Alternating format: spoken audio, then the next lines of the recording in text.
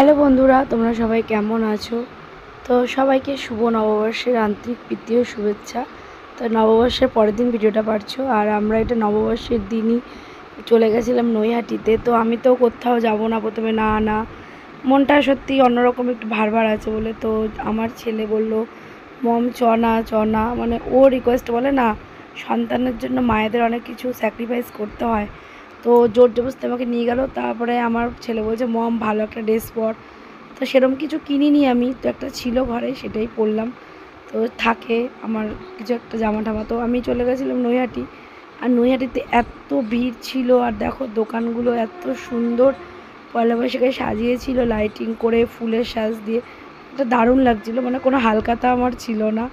মানে শুধু গেছি, ঘুরেছি, গঙ্গার পাড়ে গেছি, আর শুধু মানুষ দেখেছি। আর বড় মার মন্দিরের সামনে দিয়ে বড় মাকে দর্শন মানে বাইরে থেকে করেছি, প্রণাম করেছি।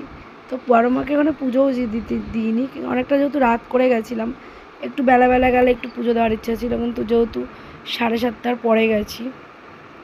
তো আমরা রিক্সা করে যাচ্ছিলাম, আমি রিক্সায় বসে বসে ভিডিও বানাচ্ছিলাম। কেন আমার ছেলে বলছে হাঁটতে পারবে না। আসার সময় হেঁটে এসেছি, যাওয়ার সময়টা রিক্সা করে গেছি, কিন্তু খুব ভিড় ছিল। তার জন্য প্রথমে ভেবেছিলাম কোনো ভিডিওই করব না। তারপরে দেখলাম না, নতুন বছরের, বাংলার নতুন বছর, একটা ভিডিও তো অবশ্যই করা উচিত। এবার দেখো কত সুন্দর লাইটিং করেছে বিল্ডিংগুলোতে, লাইটিং মনে হচ্ছে না পুজো, পুরো মনে হচ্ছে না একটা পুজো। হ্যাঁ, অবশ্যই পুজো, পয়লা বৈশাখ তো গণেশ লক্ষ্মীর পুজোই, তো আজকে একটা পুজোই। তো দেখো মানুষ সত্যি অনেক পরিবর্তন হয়ে গেল। কি এই পয়লা বৈশাখ জুড়ে প্রত্যেকটা মানুষের জীবনে ছোটোবেলার স্মৃতি মানে আছে। আর আগের ছোটোবেলার পয়লা বৈশাখগুলো অন্য একটা আমেজ ছিল।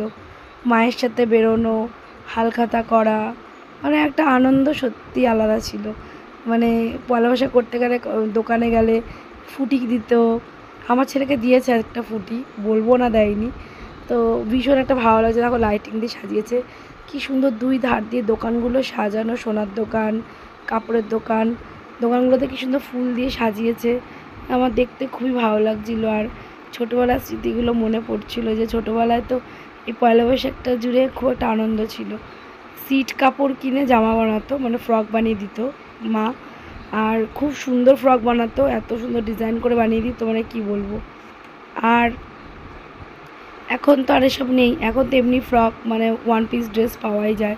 তো দেখো কি সুন্দর দোকানগুলোকে সাজিয়েছে, দুই ধার দিয়ে পুরো বিয়েবাড়ির সাজের মতন সাজিয়েছে, মানে বিয়েবাড়ি যেমন গেট করে তেমন করেছে। ভীষণ ভালো, যা কত মানুষ। ভাবছিলাম বাইরে না বেরিয়ে না অনেক বড় ভুল করলাম, কেন যেহেতু হচ্ছে বাইরে বেরিয়ে এত মানুষ দেখতে পাবো ভাবতেই পারি। তো রিস্কার মধ্যে ছিলাম আমি ভিডিও বানাচ্ছিলাম। তো দেখো বড় মার এখান দিয়ে যাচ্ছি, সত্যি বড় মার এখান দিয়ে গেলে মনটা পুরো ভরে যায়। মার মানে মা যে আছে তার মানে ফিল হয়। এবার অনেকটা রাত হয়ে গেছিলো, তখনও রাতে মানে বড় মার মন্দির খোলা ছিল। আর বড় মার লাইনও দেখছিলাম যে অনেকটা লাইন রয়েছে। তো বড় মার সামনে দিয়ে যাচ্ছি, বড় মার মন্দিরের সামনে দিয়ে। আর আমার আয়ুষ প্রণাম করছে। আয়ুষকে আমার কিছু শেখাতে হয় না, জানি না, ও নিজে থেকেই করে, মানে ভগবানকে ভক্তি করে, ও সব কিছু নিজে থেকেই করে। তো সেটা ভগবানেরই দান। আর আমি হাতে ধরেও কি সেমন কিছু শেখাই না, ঠিক আছে। ও যা করে নিজে থেকেই করে, হারমোনিয়াম বাজায় নিজে থেকে, তারপরে ওই যে ঢোল বাজায় নিজে থেকে, ও সব নিজে থেকেই করে।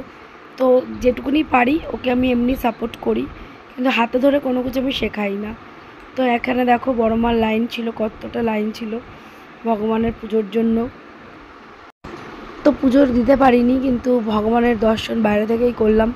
দেখো মানুষের মধ্যেই ভগবান, এই যে মানুষগুলো পুজো দিতে যাচ্ছে তাদের দর্শন পাওয়াও অনেক পুণ্য আমি মনে করি। আজকাল হয়তো মানুষ অনেক পাল্টে গেছে, অনেক স্বার্থপর হয়ে গেছে, তার মধ্যেও অন্তরে বিশ্বাস আর ভরসা দুটোই তো থাকা উচিত।